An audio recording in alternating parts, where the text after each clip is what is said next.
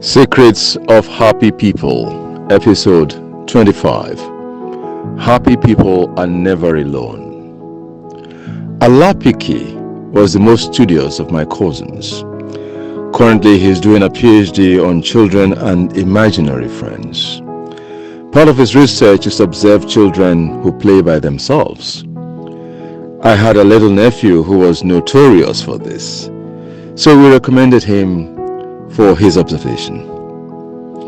So for 4 Saturdays in a row, he would visit with toys for Etu, the little fellow.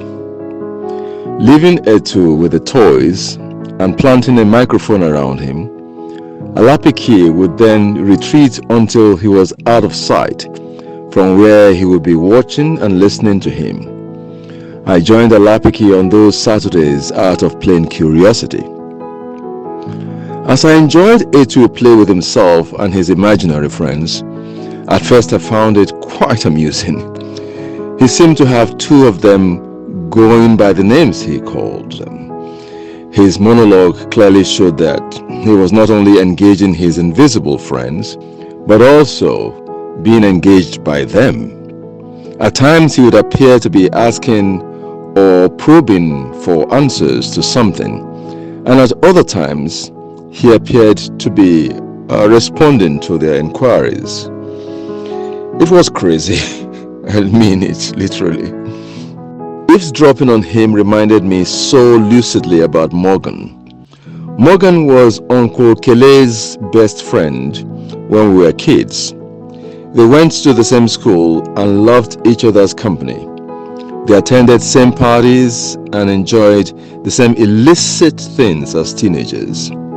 For instance, at the time, smoking was reserved for adults like my dad, who smoked. But often I would catch Kele and his friend Morgan in some hideout sharing a cigarette. One would take a puff and pass to the other with affection. Needless to say, I was disgusted, but did not report them, not for fear of being a snitch, but because I thought they were old enough to ruin themselves if they so chose. I knew better, being even 5 years younger than they, and thus had no doubt that they clearly knew what they were doing.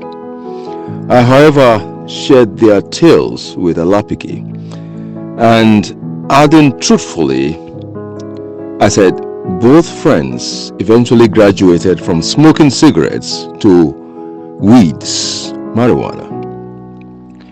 After smoking weed, they bought some kind of peppermint, usually, to clear their mouth of the peculiar odor.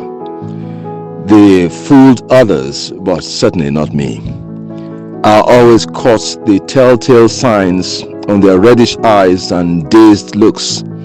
I thought my story of them might interest Eresia-Eke because over time, Morgan started behaving like little Etu here that we were observing. Morgan was seen all over the place, talking with imaginary friends. He stopped going to school. He trekked the whole length of the city in tattered clothes. His hair was a forest of dust and dirt.